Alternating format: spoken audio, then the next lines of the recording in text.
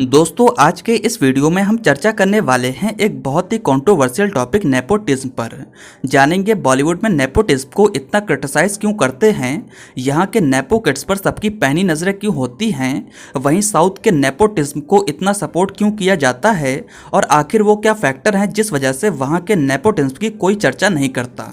सबसे पहले मैं आपको बता दूं, वीडियो में कही हुई बातें मेरी निजी हैं और मेरी बुद्धिमत्ता पर निर्भर करती हैं।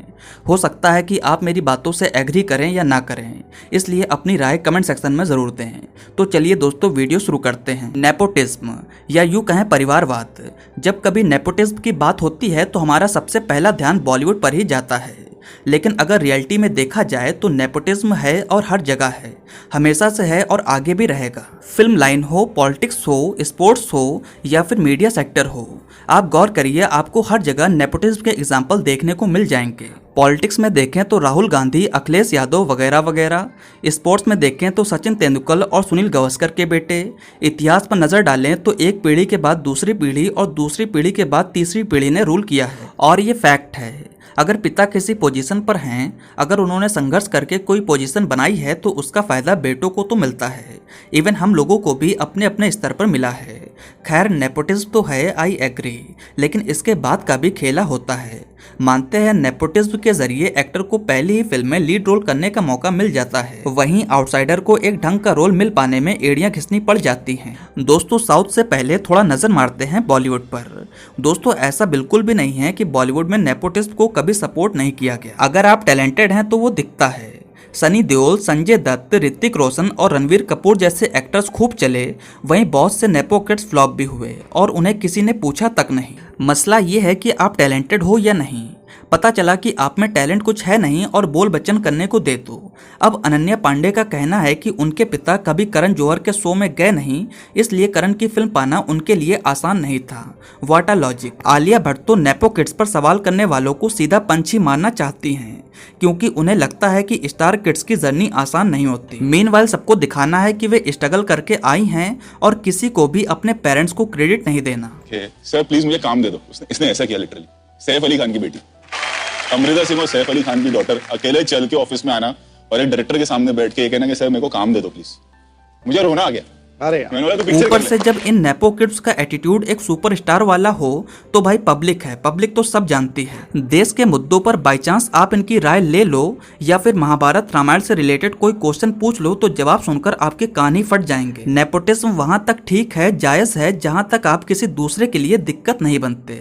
लाइक 90 के दशक में जहाँ सनी देओल, संजय दत्त, अनिल कपूर, आमिर खान और सलमान खान जैसे एक्टर चल रहे थे, वहीं पर शाहरुख खान, अक्षय कुमार, जैकी श्रॉफ और सुनील शेट्टी जैसे एक्टर भी थे। मगर जब कई मामले सामने आए तो समझ आया कि इन एक्टर्स को रोल पाने के लिए कितना स्ट्रगल करना पड़ा। जब सुशांत का मामला सामने आया और पता चला कि कैसे उसकी फिल्में उसके हाथों से निकलकर नेपो किड्स के पास चली गई, उसके बाद से ये मुद्दा काफी ज्यादा हाईलाइटेड हो गया। अब साउथ पर आने से पहले हम थोड़ा साउथ के नेपोटिज्म और बॉलीवुड के नेपोटिज्म को डिफ्रेंशिएट करेंगे। पहला, साउथ के एक्टर्स जो हैं वो पर्टिकुलर अपनी इंडस्ट्री को खूब आगे ले जाना चाहते हैं। वो चाहते हैं कि उनकी इंडस्ट्री ग्रो हो और ज्यादा से ज्यादा ग्रो हो। उनके सामने अपनी 4 इंडस्ट्रीज के अलावा बॉलीवुड से भी कंपटीशन है, इसलिए वो बेहतर काम कर रहे हैं और नए टैलेंट को भी बढ़ावा देते हैं। इंडस्ट्री के जो टॉप एक्टर्स हैं वो नए एक्टर्स के लिए भी अपने फैंस से अपील करते हैं, क्योंकि इनडायरेक्टली उन्हीं की इंडस्ट्री ग्रो हो रही है। वहीं बॉलीवुड ने रीजनल इंडस्ट्रीज को तो कभी कुछ समझा है नहीं और वे हॉलीवुड से तो टक्कर लेंगे नहीं, इसलिए वे अपने में ही मस्त हैं, खुद के पैर जमाकर बैठे हैं और अपने परिवार के सदस्यों को ही बढ़ावा देते हैं। वहीं आप देखिए साउथ के एक्टर्स हम्बल हैं और डाउन टू अर्थ हैं। हर एक्टर रियल लाइफ में तो हीरो है ही, साथ ही साथ वो रियल लाइफ में भी हीरो बनने की ट्राई करता है। ये एक्टर्स अपने अपने स्टेट्स में एटलीस्ट सोशल वर्क्स तो कर रहे हैं। कोई कैंसर पेशेंट्स का इलाज करा रहा है, कोई बच्चों को पढ़ा रहा है तो कोई नौकरियां दे रहा है। कुल मिलाकर सब अपने फैंस के लिए कुछ भी करने को तैयार हैं।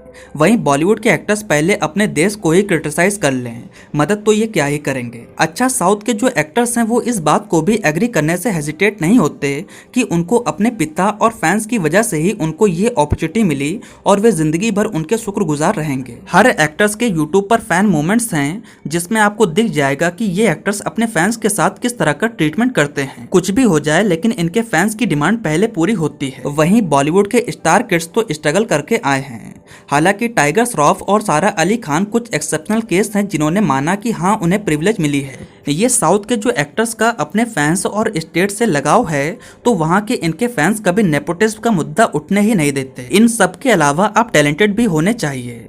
अब बॉलीवुड के टैलेंटेड एक्टर्स ने अपना नाम बनाया है, उसी तरह जो टैलेंटेड एक्टर्स हैं वो चल रहे हैं और जो नहीं है जैसे कि अखिल अक्कीनेनी, अल्लू शिरीष और बेलमकोंडा श्रीनिवास अभी भी स्ट्रगल कर रहे हैं। अब साउथ के सारे ही एक्टर्स अच्छी एक्टिंग कर रहे हैं, लोग उन्हें पसंद करते हैं इसलिए वो चल रहे हैं। चलिए अब बात करते हैं साउथ के उन एक्टर्स की जिन पर लोग समय समय पर नेपोटिज्म का ठप्पा लगाने की कोशिश करते हैं। दोस्तों इस लिस्ट में हमने डायरेक्टर्स और प्रोड्यूसर्स के बेटों को भी शामिल किया है क्योंकि उन्हें भी सेम ही प्रिविलेज मिलती है। तो चलिए दोस्तों अब देखते हैं उन एक्टर्स को।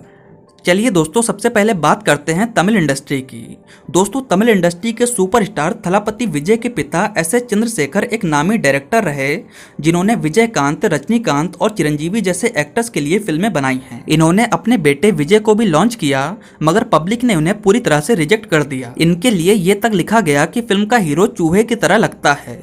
धीरे धीरे 10-12 फिल्मों के बाद विजय को as a lead hero acceptance मिली। आज ये अपने टैलेंट के दम पर तमिल इंडस्ट्री के नंबर 1 सुपरस्टार हैं और ये नए टैलेंट्स को भी मौका देते हैं। वो मोमेंट जब थलापति विजय ने विजय सेतुपति को हक करके किस किया तो काफी इंप्रेसिव था, जो दिखाता है कि विजय सेतुपति कितना सपोर्टिव है। इसके बाद आते हैं सूर्या और कार्ति। ये दोनों सगे भाई हैं और इनके पिता का नाम है शिवा कुमार, जो 70 और 80 के दशक के एक नामी लीडिंग हीरो थे।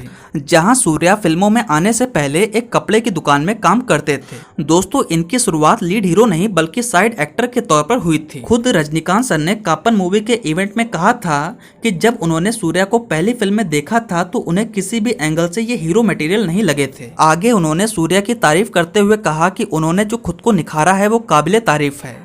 बात कार्ति की करें तो ये तो डायरेक्टर बनना चाहते थे। इन्होंने जस्ट पहली फिल्म में अपने पिता के कहने पर ट्राई किया और इस फिल्म के लिए इनको बेस्ट एक्टर के ढेरों अवार्ड मिल गए। ये ना चाहते हुए भी एक्टर बन गए और आज इनकी गिनती तमिल इंडस्ट्री के टॉप एक्टर्स में होती है। नेक्स्ट एक्टर हैं धनुष। कहने को तो ये डायरेक्टर कस्तूरी राजा के बेटे हैं, लेकिन उस समय इनके लुक्स के चलते किसी ने सोचा भी नहीं था कि ये लड़का आगे चल के हीरो बन सकता है। पहली ही फिल्म में इन्हें खूब क्रिटिसाइज किया गया। बाद में धनुष ने अपनी एक्टिंग स्किल से सभी का मुंह बंद किया और आज ये 4 नेशनल अवार्ड भी जीत चुके हैं। तो क्या इन्हें भी नेपो किड्स माना जाए? वहीं तमिल एक्टर जयम रवि भी एडिटर मोहन के बेटे और डायरेक्टर मोहन राजा के भाई हैं। एक्टर विशाल के पिता भी एक प्रोड्यूसर ही थे। वहीं अर्जुन सर्जा के पिता भी कन्नड़ा इंडस्ट्री के एक मशहूर विलन थे। बात तमिल इंडस्ट्री के highly respected actor Chiyaan Vikram की करें तो इनका संबंध भी एक फिल्मी परिवार से है।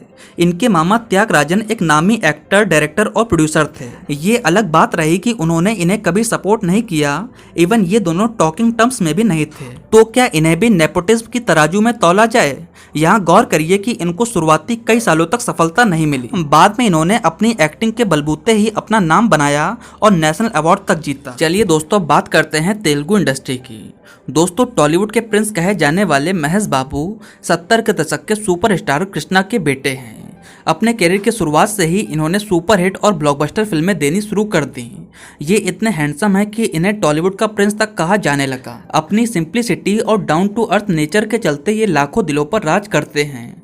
इवन ये नए एक्टर्स को भी मौका देते हैं। आज भी इन्हें कोई फिल्म अच्छी लगती है तो ये उस फिल्म और उस एक्टर को ओपनली सपोर्ट करते हैं। इन्होंने आदवी शेष और विजय देवराकोंडा जैसे एक्टर्स को सपोर्ट किया। बात करें तेलुगु इंडस्ट्री के स्टाइलिश स्टार अल्लू अर्जुन की तो मैं आपको बता दूं ये जाने माने फिल्म प्रोड्यूसर अल्लू अरविंद के बेटे हैं और दिग्गज कॉमेडियन अल्लू रामालिंगा के ग्रैंडसन हैं। जब 2003 में इन्होंने गंगोत्री फिल्म के जरिए बॉक्स ऑफिस पर कदम रखा तो इनके लुक्स के चलते इन्हें खूब क्रिटिसाइज किया गया, लेकिन अगले ही फिल्म में इन्होंने कड़ी मेहनत करी और आर्या फिल्म से इनको भी एक्सेप्टेंस मिल गई और आज इनकी गिनती तेलुगु इंडस्ट्री के टॉप एक्टर्स में होती है। वहीं इनके भाई अल्लू शिरीष आज भी स्ट्रगल कर रहे हैं। बात करें रामचरण की तो आप अच्छे से जानते हैं कि ये मेगा स्टार चिरंजीवी के बेटे हैं और इन्होंने कभी भी इनकार नहीं किया कि ये स्टार किड नहीं है। ये अक्सर कहते हुए नजर आते हैं कि ये आज जो भी हैं अपने पिता और अपने फैंस की बदौलत ही हैं। ये भी नए टैलेंट को बराबर मौका देते हैं। अल्लू अर्जुन के साथ साथ रामचरण ने भी विजय देवराकोंडा को खुले दिल से सपोर्ट किया। बात जूनियर एनटीआर की करें तो मैं आपको बता दूं ये दिग्गज अभिनेता एनटीआर साहब के ग्रैंडसन हैं। शुरुआत में इन्हें तो इनकी फैमिली ही एक्सेप्ट नहीं कर रही थी, ऑडियंस क्या एक्सेप्ट करती। शुरुआत में इनके मोटापे की वजह से इनका कितना मजाक उड़ाया गया, लेकिन असल जिंदगी में ये कितने स्किलफुल हैं आपको हमारी बायोग्राफी वीडियो से पता चल जाएगा। वहीं प्रभास की बात करें तो ये 70 के दशक के लीडिंग हीरो कृष्णम राजू के भतीजे हैं। लेकिन यहाँ गौर करने वाली बात है कि इन्होंने कितने फेलियर्स देखे। इन्होंने खुद को कई बार साबित किया, तब जाकर इनको एक्सेप्टेंस मिली। इन्होंने बाहुबली फिल्म के लिए वो डेडिकेशन दिया जो शायद कोई और नहीं दे सकता था। इन्होंने बाहुबली फिल्म को 5 साल दिए। पूरी फिल्म के दौरान ये बैंकरप्ट हो चुके थे, इसके बावजूद इन्होंने जबरदस्त डेडिकेशन दिखाया और आज प्रभास एक पैन इंडिया सुपरस्टार हैं। बात नागा चैतन्य और अखिल की करें तो दोस्तों ये दोनों नागा अर्जुना के बेटे हैं।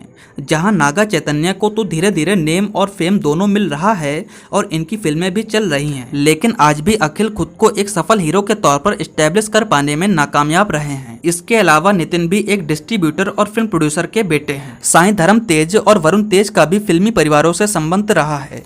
थोड़ा पीछे जाएं तो नागा अर्जुना ANR साहब के बेटे हैं, नंदमुरी बालाकृष्णा NTR साहब के बेटे हैं, वेंकटेश फिल्म प्रोड्यूसर दग्गुबत्ती रामा नायडू के बेटे हैं और पवन कल्याण चिरंजीवी के भाई हैं। इन सब ने अपने अपने आप को प्रूव किया और आज इस मुकाम पर हैं। बात कन्नड़ा इंडस्ट्री की करें तो इस इंडस्ट्री के उत्थान में सबसे बड़ा हाथ राजकुमार साहब का रहा।